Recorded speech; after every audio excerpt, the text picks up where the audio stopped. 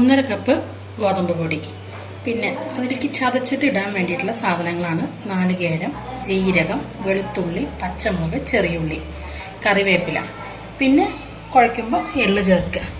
ആവശ്യത്തിന് ഉപ്പ്, വറക്കാൻ ആവശ്യമുള്ള എണ്ണ. നമുക്കിതിൻ്റെ എങ്ങനെ ഇതിൻ്റെ കൂട്ട് നമുക്ക് ചതച്ചെടുക്കണം നോക്കാം. അപ്പം മിക്സിയിലേക്ക്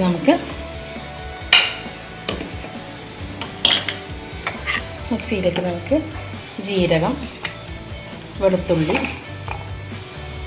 പച്ചമുളക്, 4 ചെറിയ ഉള്ളി,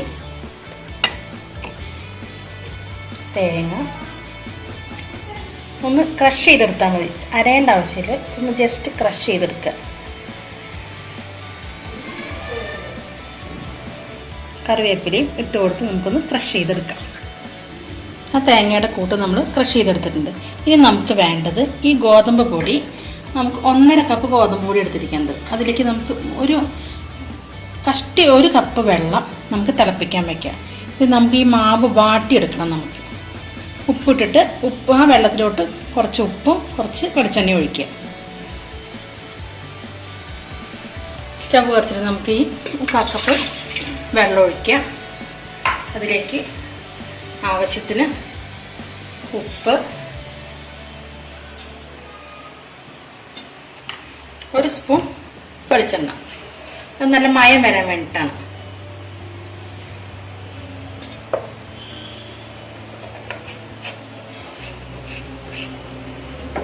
ഇത് തിളയ്ക്കുമ്പോൾ നമുക്ക് ഈ മാവിട്ട് വാട്ടിയെടുക്കാം. ഈ മാവിലേക്ക് കുറച്ച് എള്ള് ചേർത്ത് കൊടുക്കാം. ഈ വെള്ളം തിളച്ചിട്ടുണ്ട്. ഇതിലേക്ക് നമുക്ക് ഈ ഗോതമ്പ് പൊടി ഇട്ട് കൊടുക്കാം.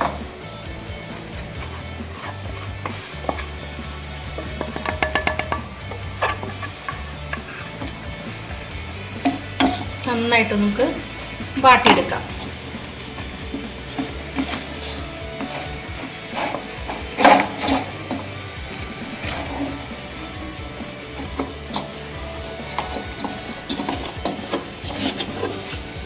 ഇത് ആവശ്യത്തിന് വാടിയിട്ടുണ്ട്.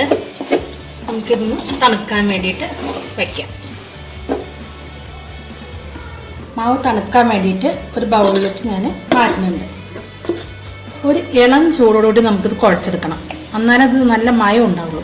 നമുക്കിനി ഈ മാവിലേക്ക് നമുക്ക് ഈ ചതച്ച് വെച്ച കൂട്ട് നമുക്ക് ഇട്ട് കൊടുക്കാം. നമുക്ക് നന്നായിട്ട് ഈ കൂട്ട് നമുക്കിട്ട് മാവ് നന്നായിട്ട് നമുക്ക് കുഴച്ചെടുക്കാം.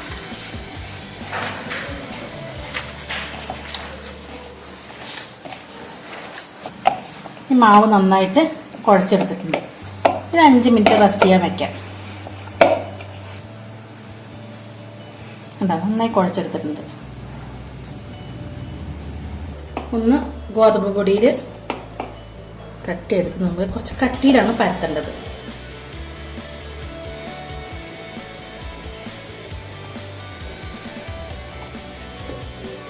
ഒട്ടാതിരിക്കാനാണ് നമ്മൾ ഗോതമ്പ് പൊടി ചേർത്ത്. ഇനിയിപ്പോൾ എണ്ണ തടവിയിട്ട് നമുക്കിങ്ങനെ പരത്തണമെങ്കിൽ കുഴപ്പമൊന്നുമില്ല.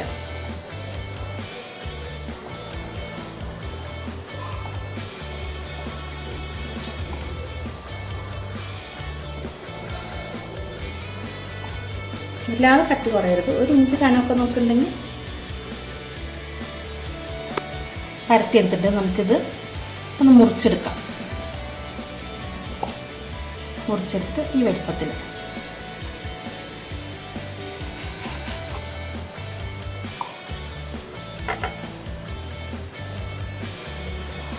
ഇതെല്ലാം നമ്മൾ പരത്തി വെച്ചിട്ടുണ്ട്. നമുക്കിത് നല്ല ചൂട് വെളിച്ചെണ്ണയിലിട്ട് വറുത്ത് കോരണം. അതാണ് ഇതിൻ്റെ ടേസ്റ്റ്. നമുക്ക് എണ്ണ ചൂടായിട്ടുണ്ട്. നമുക്കതിലേക്ക് ഇത് ഇട്ട് കൊടുക്കാം.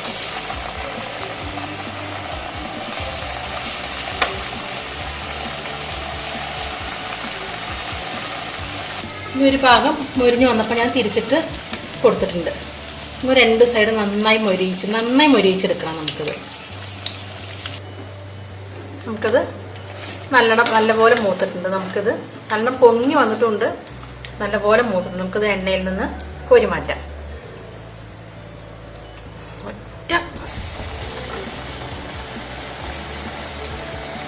ഇത് ഞാൻ ഇത് ഞാൻ കോരിയെടുത്തിട്ടുണ്ട്, ഉണ്ടാക്കിയെടുത്തിട്ടുണ്ട്.